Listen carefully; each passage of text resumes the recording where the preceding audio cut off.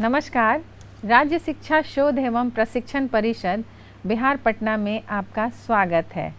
बच्चों, आज हम लोग वर्ग 5 में चल रहे हैं और वर्ग 5 में आपकी पाठ्यपुस्तक कोपल से पाठ 3 को देखेंगे।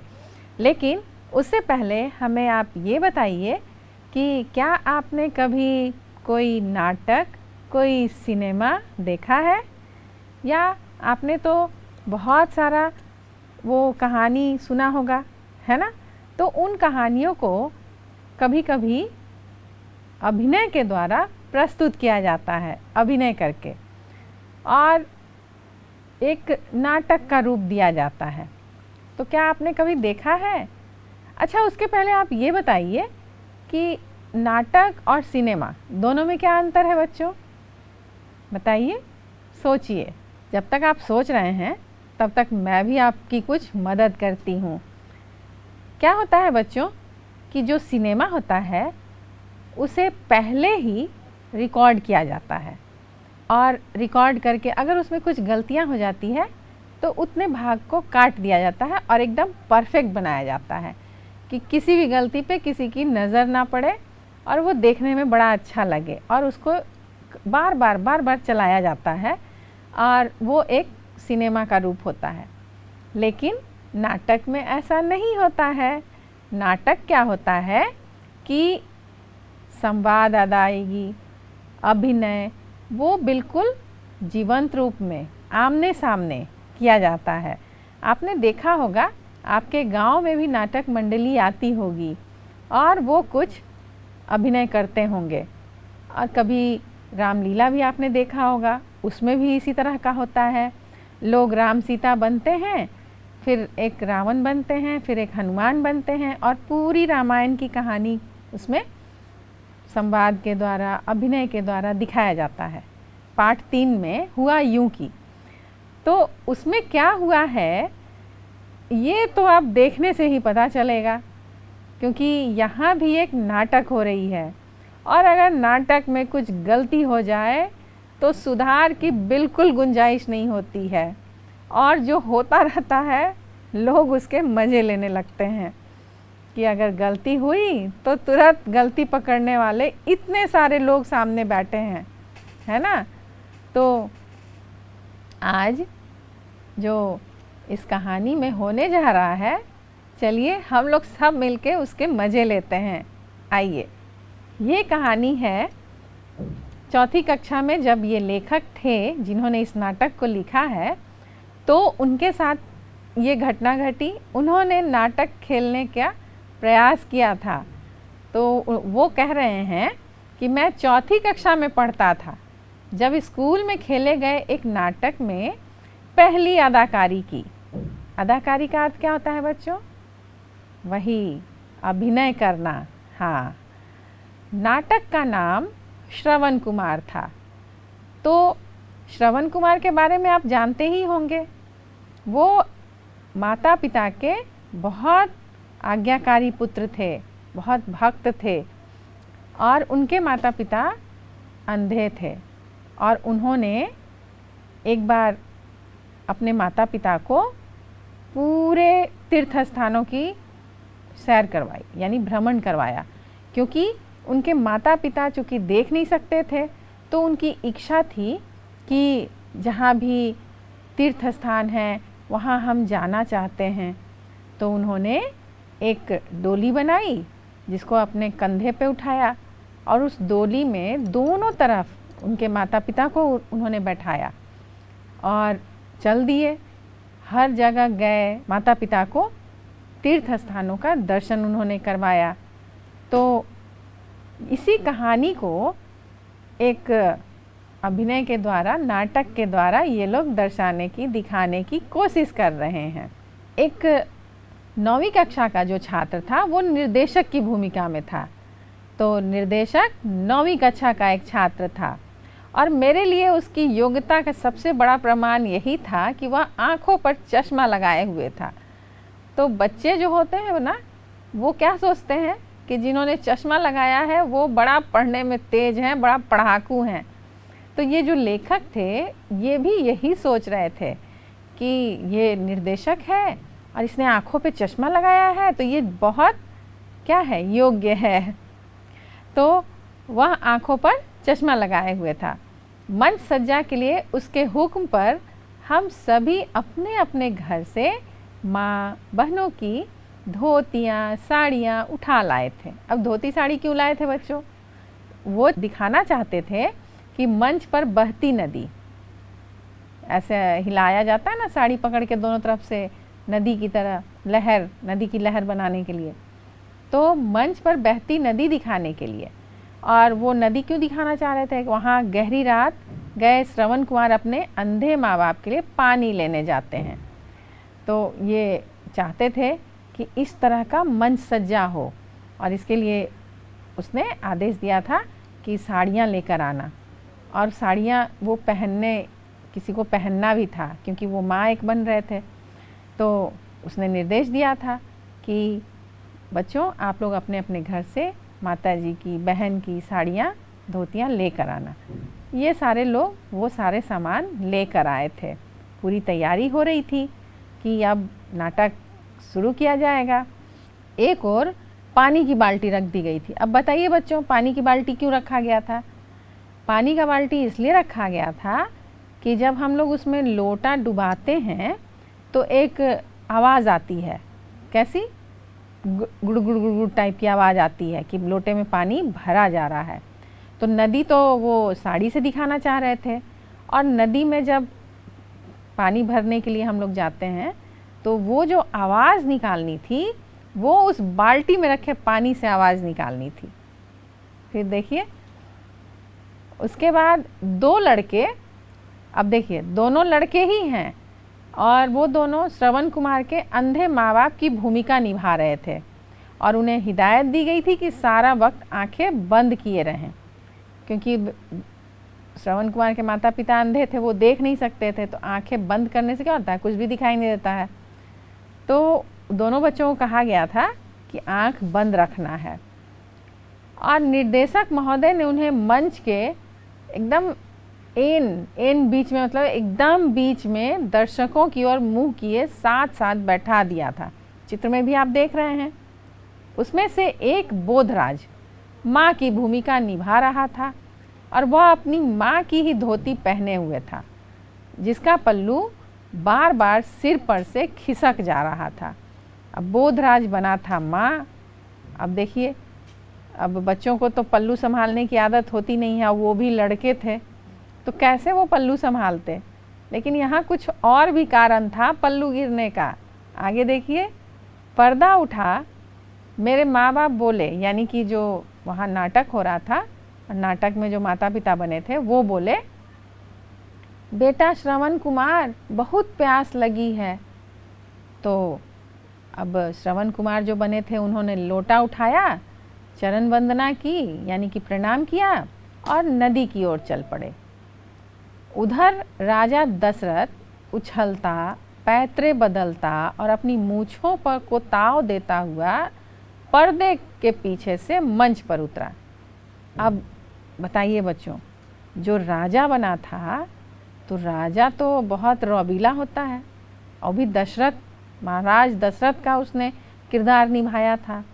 तो वो अपनी मूँछों पर ताव देता करता हुआ आ गया मंच पर सामने, और वो राजा की वेशभूषा में था तो उसे वैसे ही महसूस हो रहा था कि मैं राजा हूँ।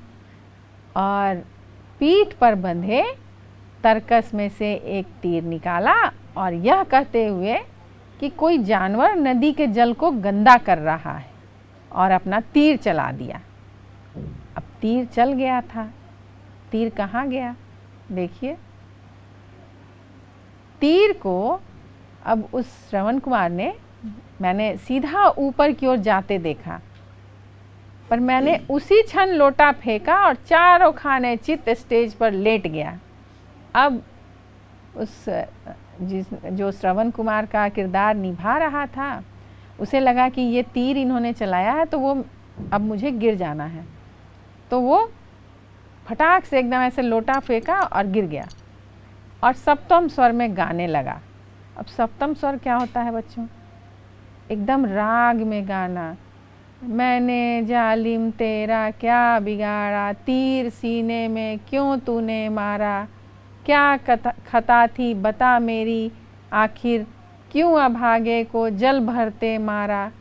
अब मेरी आवाज़ सप्तम स्वर में चल रही थी, जिस कारण हॉल में सन्नाटा छा गया। मैं बराबर गाए जा रहा था, पर गीत इतना लंबा था कि ख़त्म ही नहीं हो पा रहा था। अब वो गाए जा रहे हैं, गाए जा रहे हैं। अब जो दशरथ बने थे वो भी इंतज़ार कर रहे हैं, लेकिन ये गाए जा रहे हैं। उधर राजा दशरथ एक पैर आगे एक पैर पीछे रखे, पोज बनाए, बिना हिले डुले मूर्तिवत खड़ा था, इस इंतज़ार में कि मैं गाना ख़त्म करूं और उसे संबोधित करूं। उसका तीर कमान मेरी दिशा में स्थिर हो गया। अगर वह एक और तीर तरकस से निकालकर मेरी ओर चला देता तो बात बन जाती, पर उसे डायरेक्टर ने, यानी कि वही 9वीं कक्षा के छात्र ने, एक ही तीर चलाने को कहा था और वह चल चुका था। अब देखिए बच्चों क्या हुआ। अब मेरा गीत, यानी कि श्रवण कुमार जो बने थे, तो वो कह रहे हैं कि मेरा गीत अभी आधा भी नहीं गाया गया था कि मेरी आवाज़ फटने लगी, मतलब उनको दिक्कत होने लगी गीत गाने में। किसी वक्त मुझे लगने लगा जैसे हॉल में बैठे दर्शक हंसने लगे हैं, और इधर श्रवण कुमार के अंधे माँ बाप आंखें बंद किए बैठ ही नहीं पा रहे थे। मतलब जब हंसी उसी की आवाज़ आने लगी तो इन लोगों को भी उत्सुकता होने लगी, थोड़ा थोड़ा आँख खोल खोल के देखने जा रहे थे कि यार हो क्या रहा है, आखिर क्यों हंस रहे हैं ये लोग। फिर क्या हुआ, कभी एक तो कभी दूसरा आंखें खोल देता और उसे, जिसे देखकर दर्शक हंसने लगते थे। वह देखकर उसने फिर आँख खोली, वह देख उसने फिर आँख खोली। कोई बोला, दर्शकों में से ही कोई बोला, मतलब दर्शक अब मज़े ले रहे थे। क्यों? क्योंकि कोई आँख जो अंधे के किरदार में है उसे तो आँख बंद रखना था, लेकिन वो थोड़ा थोड़ा आँख खोल खोल के देख रहा था कि क्या हो रहा है। ये बच्चों की जिज्ञासु प्रवृत्ति होती है। बच्चों, आपके जैसे ही वो बच्चे थे जो नाटक कर रहे थे। तो अब जो देखने वाले लोग थे उन्हें तो बड़ा मज़ा आने लगा कि अरे इन्हें तो अंधा का किरदार निभाना है और ये आंखें खोल खोल के देख रहे हैं। तो उन्हीं में से कोई कहा, अरे देखो देखो फिर आँख खोला, उसने आँख खोल दिया, उसने आँख खोल दिया, अरे उसके सिर से पल्लू गिर गया। अब ऐसे करके सभी लोग मज़े लेने लगे उस नाटक का, और सहसा हाल में ठहाका हुआ। क्यों हुआ? बोधराज के सिर पर से जो अंधी माँ की भूमिका में था, धोती का पल्लू खिसक आया था और नीचे से उसका घुटा हुआ सिर निकल आया था। अब घुटा हुआ सिर क्या होता है बच्चों? वही जिसके बाल नहीं होते हैं सर पे, पूरी बाल साफ की रहती है, छिली होती है ना, जिसको बोलते हैं बच्चों टकलू हो गया है।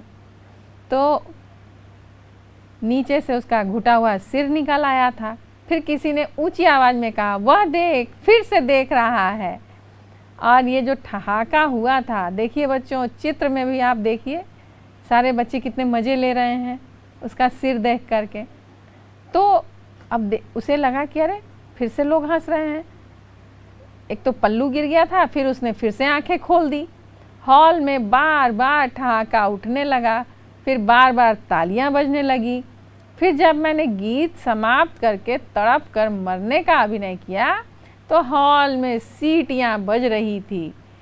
फिर उसके बाद वो सारे लोग मज़े ले रहे थे, क्योंकि सारी गड़बड़ सड़बड़ हो रही थी, कुछ भी परफेक्ट नहीं हो रहा था, एकदम व्यवस्थित नहीं हो रहा था।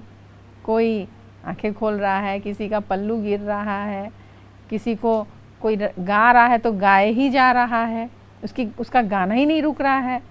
तो ये सब देखकर लोग बड़े मज़े लेने लगे। आगे देखते हैं। उसी समय मेरी कक्षा के एक अध्यापक मेरे भाई बलराज से कह रहे थे, यह तेरा भाई क्या कर रहा है? क्योंकि अभी जो श्रवण कुमार थे वो कह रहे हैं कि मेरी मृत्यु के बाद अभी और संवाद बोले जाने थे।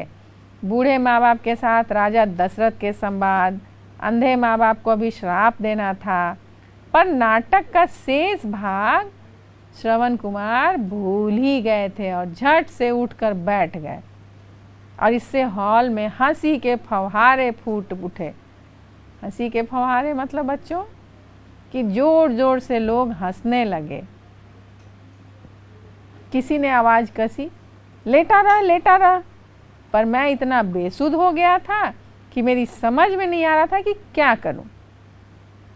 मुझे और तो कुछ नहीं सूझा, मैं फिर लेट गया, जिस पर ऐसी तालियां बजी कि थमने का नाम ही नहीं ले रही थी और सीटियां, तालियां, ठहाके, तरह तरह की आवाज़ें देर तक चलती रही। क्यों? क्योंकि सब लोगों को लगा कि अब तो नाटक ख़त्म, और सचमुच में नाटक उसी समय ख़त्म हो गया, क्योंकि सारे लोग खड़े हो गए थे, सीटियां बजा रहे थे, तालियां बजा रहे थे। तो ये थी उनकी पहली अदाकारी जिन्होंने इस नाटक को लिखा है। तो बच्चों, आपने देखा कि नाटक जो होता है वो जीवंत रूप से बिल्कुल सभी के सामने प्रत्यक्ष रूप से किया जाता है, और अगर गलतियां हो जाए तो सुधार की कोई गुंजाइश नहीं होती और गलतियों पे गलतियां होती जाती है और उसे सुधारा नहीं जा सकता। इसलिए नाटक करने के पहले बार बार उसका अभ्यास किया जाता है ताकि गलती ना हो, क्योंकि वो तो बिल्कुल सामने सब लोग बैठे होते हैं देखने के लिए। वो एक बार जो दृश्य हो गया वो वापस सुधारा नहीं जा सकता है। आज की इस कहानी में आपने क्या सीखा बच्चों?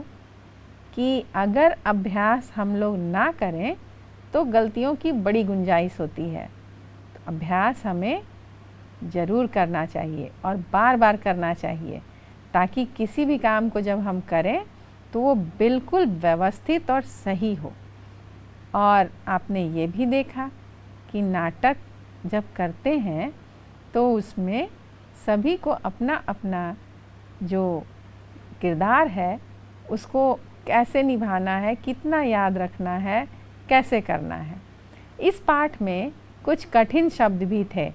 आइए हम लोग देखते हैं कि उस शब्दों के क्या अर्थ हैं। अब बताइए बच्चों, निर्देशित का मतलब क्या होता है? निर्देशक का मतलब, निर्देशक और निर्देशित दो शब्द होते हैं। तो निर्देश देने वाला जो होता है वो निर्देशक होता है, और निर्देशित क्या होता है कि जब निर्देश दिया जा रहा है कि क्या क्या करना है, ये होता है निर्देशित किया हुआ। अदाकारी, अदाकारी का अर्थ होता है अभिनय करना, अपना अपना रोल अदा करना। अभिनय मतलब किसी भी चीज़ का नाटकीय रूपांतरण, कि हम वो हैं नहीं, लेकिन हम जब उस किरदार में आते हैं तो उस तरह का अभिनय करना।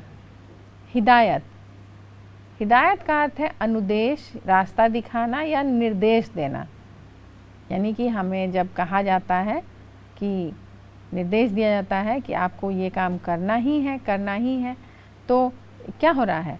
आदेश दिया जा रहा है, निर्देश दिया जा रहा है। तर्कश क्या होता है बच्चों? तर्कश जिसमें तीर रखा जाता है वो होता है तर्कश। जालिम, जालिम का अर्थ है अत्याचारी, क्रूर। और मूर्तिवत, यानी कि आपने देखा था राजा दशरथ मूर्तिवत खड़े थे कि कब इनका गाना ख़त्म हो और मैं अपना संवाद बोलूं। तो मूर्तिवत का अर्थ होता है कि जो मूर्ति के जैसा स्थिर, बिल्कुल बिना हिलो डुले। मूर्ति आपने देखा है बच्चों, मिट्टी की मूर्ति, पीतल की मूर्ति, लोहे की, तांबे की, कांसे की, वो एक जगह रखी रहती है और बिल्कुल भी हिलती डुलती नहीं है क्योंकि वो निर्जीव है। तो मूर्ति के वत का मतलब होता है बिल्कुल उसी तरह मूर्ति की तरह खड़े रहना। बेशुद्ध का मतलब होता है बच्चों अचेत होना, यानी कि बेहोश होना या बिल्कुल अपने होश में नहीं होना, वो होता है बेसुध। इस पाठ में कुछ सवाल भी उठ रहे हैं, तो चलिए हम उन सवालों को भी देखते हैं। बताइए बच्चों, श्रवण कुमार की भूमिका किसने निभाई? कौन था जो बना था श्रवण कुमार? क्योंकि वो पूरी कहानी भी वही बता रहे हैं कि क्या क्या वहाँ हुआ था, है ना? तो श्रवण कुमार की भूमिका लेखक ने निभाई थी, क्योंकि वही तो वो बता रहे हैं, और जिन्होंने लिखा था वो लेखक हैं। इस कहानी, पूरी कहानी को जिन्होंने लिखा था वो लेखक हैं। तो श्रवण कुमार की भूमिका लेखक ने निभाई। देखिए, बोधराज को किसकी भूमिका निभाने में कठिनाई हो रही थी? बोधराज कौन था बच्चों? क्या बना था? बोधराज को श्रवण कुमार की माँ की भूमिका निभाने में यह परेशानी हो रही थी कि उसके सिर में बाल नहीं थे, सर घुटा हुआ था। हमने बात की थी, हम लोग देखा भी था कि उसके सर पे बाल नहीं थे, और धोती का पल्लू बार बार गिर जाता था तथा आंखें बंद करने में कठिनाई हो रही थी, क्योंकि बच्चे जब ताली बज रहे थे तो वो देखना चाह रहे थे कि क्यों ताली बज रहा है, ये तो ताली बजाने वाली बात है नहीं, यहाँ तो दुख की बात थी और तीर मारा गया था श्रवण कुमार को, तो ताली आखिर क्यों बज रहा है? इसीलिए वो बार बार आंखें खोल कर देखना चाह रहा था। चलिए आगे देखते हैं। दशरथ मंच पर मूर्ति की तरह क्यों खड़े थे? तो दशरथ मंच पर मूर्तिवत गाना खत्म होने तथा श्रवण से बातचीत करने की प्रतीक्षा में खड़ा था। जो बच्चा दशरथ बना था वो अब इंतज़ार ही कर रहा है कि कब श्रवण कुमार का गाना ख़त्म हो, तब मैं अपना कुछ बात बोलूं।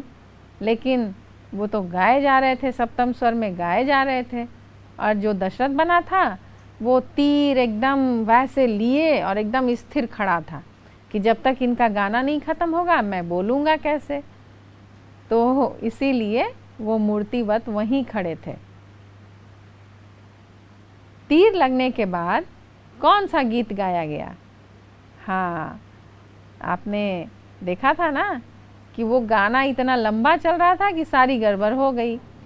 तीर लगने के बाद जो गाना था वो था कि मैंने जालिम तेरा क्या बिगाड़ा, सीने में क्यों तूने मारा, क्या खता थी बता मेरी आखिर, क्यों अभागे को जल भरते मारा।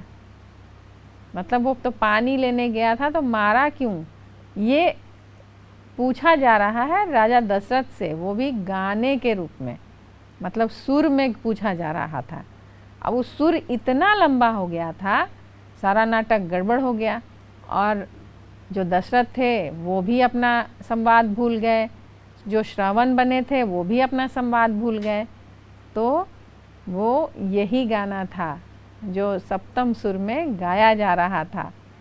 आइए अब आपको ये बताना है कि श्रवण कुमार के माता पिता बने लड़कों को क्या हिदायत दी गई थी। उस 9वीं कक्षा के छात्र ने क्या बोला था, क्या हिदायत दी थी? कि आँखों को बंद करने की हिदायत दी थी।